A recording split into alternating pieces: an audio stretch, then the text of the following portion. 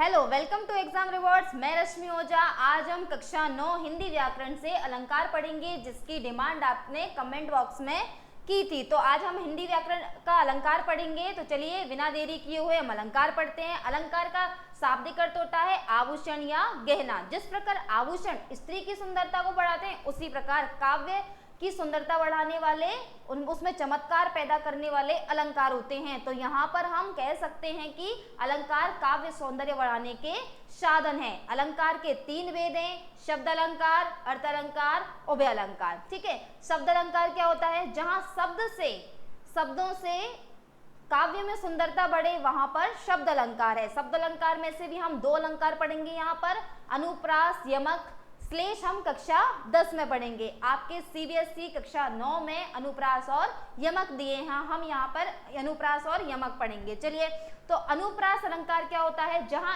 एक ही वर्ण की आवृत्ति एक से अधिक बार हो, वहां पर कौन सा अलंकार होता है? अनुप्रास अलंकार होता है। जैसे कि तरनी तनुजा तट तमाल तरुवर बहु छाए। यहाँ पर तरनी में ता दिया हुआ है, तनुजा में ता और तट में ता, तमाल में ता और तरुवर में ता, यानी ता वर्ण यहाँ बार बार आया है। तो कौन सा अलंकार होगा? अनुप्रास अलंकार। नेक्स्ट एग्जांपल देखिए। कितनी करुणा कितने संदेश। कितनी में का, करुणा में का और कितनी में का। यहाँ पर मतलब का वर्ण की आवृत्ति हुई है, तो कौन सा अलंकार होगा? अनुप्रास अलंकार। छोटी है या गोरटी या चोरटी अहीर की। यहाँ पर देखिए आप, ट वर्ण की आवृत्ति छोटी, गोरटी में टा और चोरटी में टा। अभी आपने देखा होगा कि जहां ऊपर वाला एग्जाम्पल था हमारे का, कितने करुणा कितने संदेश, कितनी करुणा कितने संदेश में का वर्ण की आवृत्ति हुई और तीनों में पहले पहले अक्षर का आया है।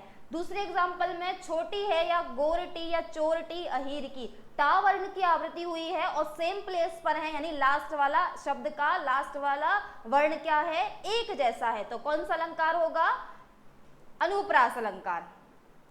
अन्य उदाहरणों से समझ लीजिए। लिखा है, चारू चंद्र की चंचल किरणें खेल रही थी जलथल में। यहाँ पर चा वर्ण की आवृत्ति हुई है।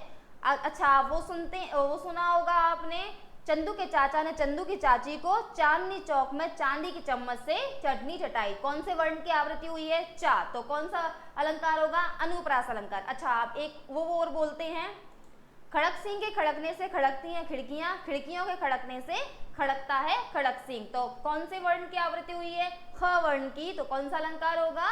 अनुप्रास अलंकार। सुरभित सुंदर सुखद सुमन तुम पर खिलते हैं। तो सुरभित में स, सुंदर में स, सुखद में स और सुमन में भी स वर्ण है। सुरुचि, सुवास, सरस, अनुरागा। सा लिखा है, इसमें भी सा लिखा है और इसमें भी सा लिखा है। तो कौन सा अलंकार होगा? अनुप्रास अलंकार। पर पहुंचेगा पक्षी दूसरे तट पर उस दिन। तो इसमें भी पा वर्ण की आवृत्ति हुई है। कौन सा अलंकार है? अनुप्रास। यवन को दिया दान, दया का दान। दिया में द, दया में दा और दान में भी द वर्ण आया है। खेदी खेदी खाती, दीह दारुन दलन के। तो दा वर्ण की आवृत्ति हुई है यहाँ पर। खेदी खेदी में खा वर्ण की, खाती में खा वर्ण की, दीह दारुन दलन में दा वर्ण की।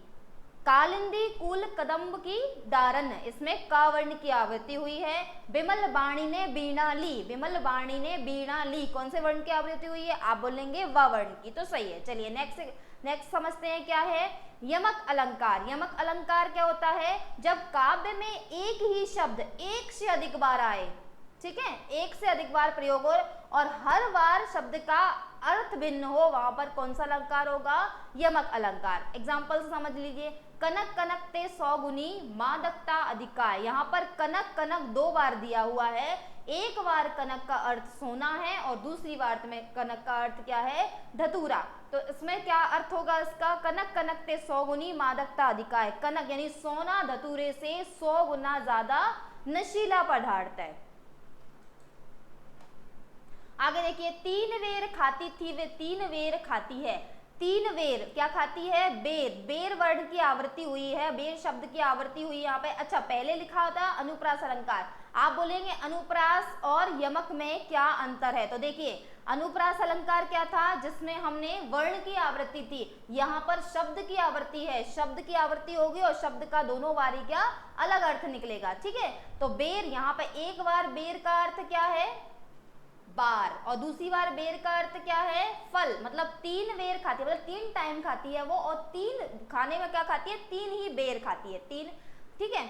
आगे आगे देखिए, काली घटा का घमंड घटा, घटा वर्ण की, घटा शब्द की आवृत्ति हुई है यहाँ पे, ठीक है, दो बार घटा घटा लिखा हुआ है, एक बार काली घटा, काली घटा क्या है, घटा छाए रहना है, ठीक है, दूसरी बार क्या है, घटा का घमंड का क्या है, कम होना है दूसरी बार में।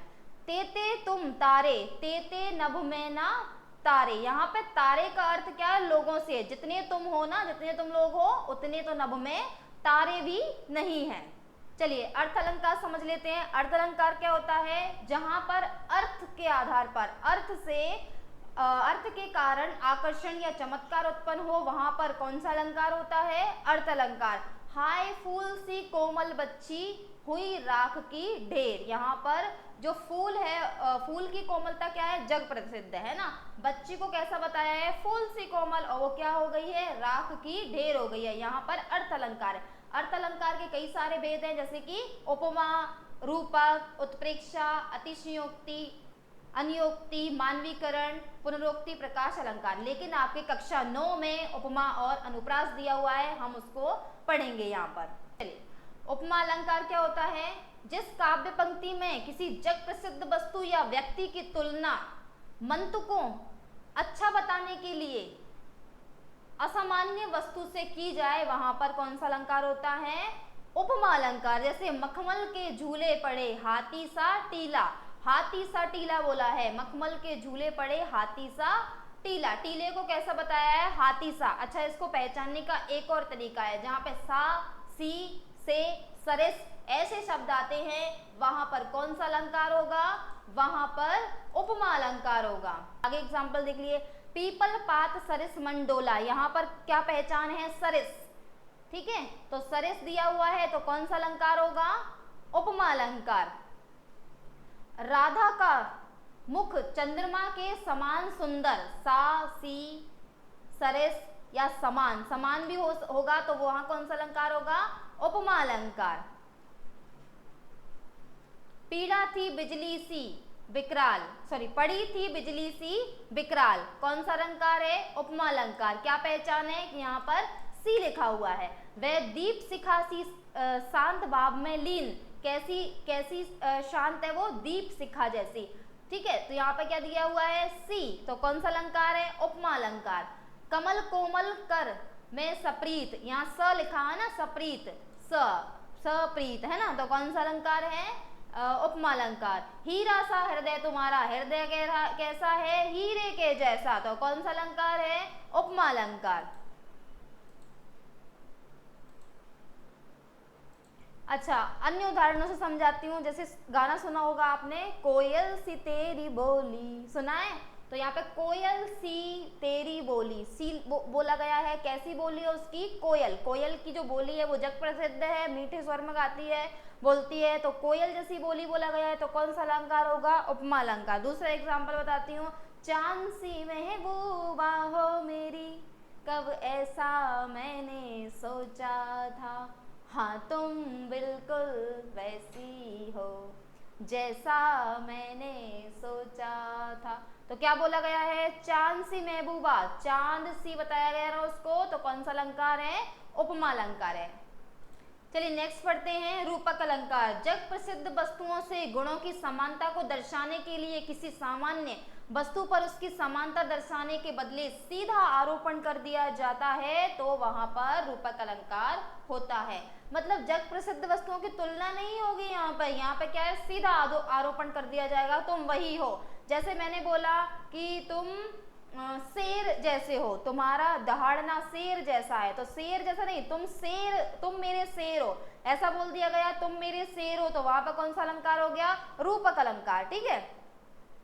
चलिए एक और पहचान है इसका, रूपी शब्द आ जाए जहां पर, है ना, आप अर्थ निकालें और वहां अर्थ निकले रूपी, जैसे चरण कमल बंदो हरि राई, तो यहाँ पर चरण कमल बंदो, हरि के कमल चरण कैसे हैं, कमल जैसे, है ना, कमल रूपी कमल है, हरि के चरणों को ही यहाँ क्या बोल दिया गया है, कमल बोल दिया गया है। आगे देखिए क्या उदाहरण, मैया मैं तो चंद्र खिलौना ले हूं, क्या बोला है कि माँ मैं तो चांद रूपी खिलौना ही लूंगा, उसको है ना चांद जैसा नहीं चाहिए, चांद रूपी खिलौना चाहिए, तो कौन सा अलंकार है, रूपक अलंकार, जहाँ रूपी शब्द आ जाए वहां कौन सा अलंकार होगा, रूपक अलंकार। मुझे उम्मीद है आपको चारों अलंकार अच्छे से समझ में आ गए हों, तो क्या करना है, वीडियो को लाइक करना है, कमेंट करना है, चैनल को सब्सक्राइब करना है, और 9th 10th के फुल सिलेबस के लिए एग्जाम रिवॉर्ड ऐप को डाउनलोड करना है।